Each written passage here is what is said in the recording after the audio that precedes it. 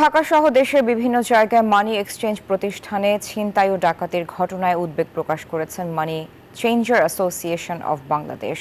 মঙ্গলবার দুপুরে রাজধানীর সেগুনবাগিচায় ক্রাইম রিপোর্টার্স অ্যাসোসিয়েশন ক্র্যাব মিলনায়তনে সংবাদ সম্মেলনে সংগঠনটির দাবি করেন, গত কয়েক মাসে ঢাকার 6টি মানি এক্সচেঞ্জ প্রতিষ্ঠানে ছিনতাই ও ডাকাতির ঘটনা ঘটেছে। এসব ঘটনায় আসামি ধরা পড়লেও টাকা ফেরত পাচ্ছেন না তারা। এসব কারণে ভুক্তভোগী প্রতিষ্ঠানগুলো নানান হুমকির মুখে পড়ছে। এছাড়া দেশে বেশ কিছু অবৈধ ও লাইসেন্সবিহীন মানি চেঞ্জার প্রতিষ্ঠান গড়ে উঠেছে, যারা অবৈধভাবে তাদের কার্যক্রম পরিচালনা করছে বলেও সংবাদ সম্মেলনে অভিযোগ করা হয়। কিছু সুযোগ সন্ধানী আছেন যারা এই সমস্ত কৃতকর্মের সাথে জড়িত, ডাকাতি, ছিনতাই, রাহাজানি, খুন, তারাই এই ঘটনাগুলো তারা ঘটাচ্ছে।